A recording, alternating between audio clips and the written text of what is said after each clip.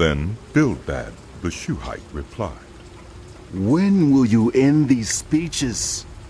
Be sensible, and then we can talk. Why are we regarded as cattle and considered stupid in your sight?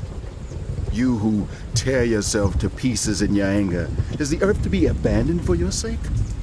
Or must the rocks be moved from their place? The lamp of a wicked man is snuffed out. The flame of his fire stops burning. The light in his tent becomes dark. The lamp beside him goes out. The vigor of his step is weakened. His own schemes throw him down. His feet thrust him into a net. He wanders into its mesh. A trap seizes him by the heel. A snare holds him fast. A noose is hidden for him on the ground. A trap lies in his path. Terrors startle him on every side and dog his every step. Calamity is hungry for him. Disaster is ready for him when he falls. It eats away parts of his skin. Death's firstborn devours his limbs. He is torn from the security of his tent and marched off to the king of terrors. Fire resides in his tent. Burning sulfur is scattered over his dwelling. His roots dry up below and his branches wither above. The memory of him perishes from the earth. He has no name in the land. He is driven from light into the realm of darkness and is banished from the world. He has no offspring or descendants among his people. No survivor where once he lived. People of the West are appalled at his fate. Those of the East are seized with horror. Surely such is the dwelling of an evil man. Such is the place of one who knows not God. Then Job replied, How long will you torment me and crush me with words? 10 times now you have reproached me. Shamelessly you attacked me. If it is true that I have gone astray, my error remains my concern alone. If indeed you would exalt yourselves above me and use my humiliation against me, then know that God has wronged me and drawn his net around me. Though I cry violence, I get no response. Though I call for help, there is no justice. He has blocked my way so I cannot pass. He has shrouded my paths in darkness. He has stripped me of my honor and removed the crown from my head. He tears me down on every side till I am gone. He uproots my hope like a tree. His anger burns against me. He counts me among his enemies. His troops advance in force. They build a siege ramp against me and encamp around my tent. He has alienated my family from me. My acquaintances are completely estranged from me. My relatives have gone away. My friends have forgotten me. My guests and my female servants count me as foreigner. They look on me as a stranger. I summon my servant, but he does not answer, though I beg him with my own mouth. My breath is offensive to my wife. I am loathsome to my own family. Even the little boys scorn me. When I appear, they ridicule me. All my intimate friends detest me. Those I love have turned against me. I am nothing but skin and bones. I have escaped only by the skin of my teeth. Have pity on me, my friends. Have pity, for the hand of God has struck me. Why do you pursue me as God does? Will you never get enough of my flesh? Oh, that my words were recorded, that they were written on a scroll, that they were inscribed with an iron tool on lead or engraved in rock forever. I know that my Redeemer lives, and that in the end he will stand on the earth. And after my skin has been destroyed, yet in my flesh I will see God. I myself will see him with my own eyes. I, and not another. How my heart yearns within me. If you say, how we will hound him, since the root of the trouble lies in him, you should fear the sword yourselves.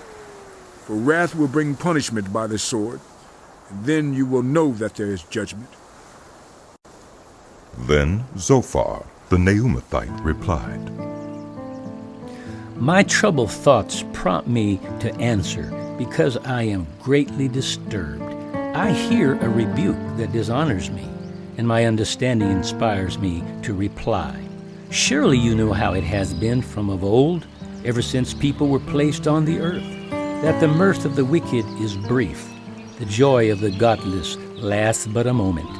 Though his pride reaches to the heavens, and his head touches the clouds, he will perish forever, like his own dung. Those who have seen him will say, "Where is he?" Like a dream he flies away, no more to be found, banished like a vision of the night. The eye that saw him will not see him again. His place will look on him no more. His children must make amends to the poor. His own hands must give back his wealth. The youthful vigor that fills his bones will lie with him in the dust. Though evil is sweet in his mouth, and he hides it under his tongue, though he cannot bear to let it go and lets it linger in his mouth, yet his food will turn sour in his stomach. It will become the venom of serpents within him. He will spit out the riches he swallowed. God will make his stomach vomit them up. He will suck the poison of serpents.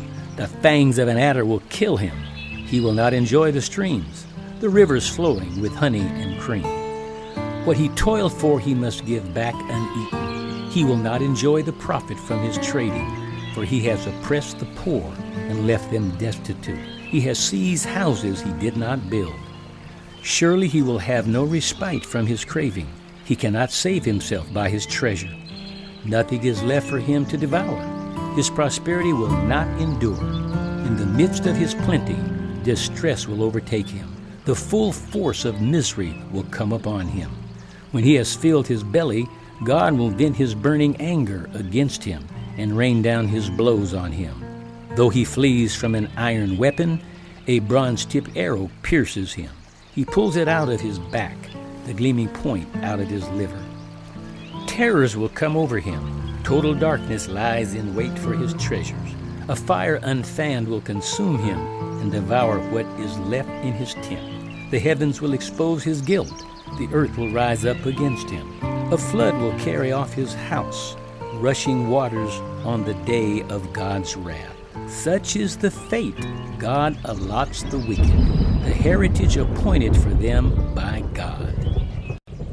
Then Job replied, Listen carefully to my words. Let this be the consolation you give me.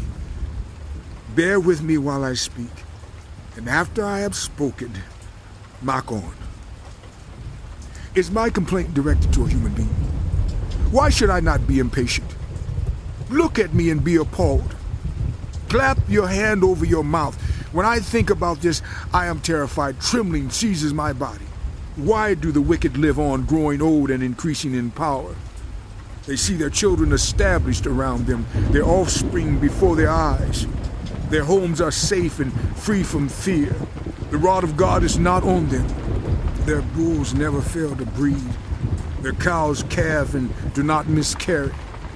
They send forth their children as a flock. Their little ones dance about. They sing to the music of timbrel and lyre. They make merry to the sound of the pipe.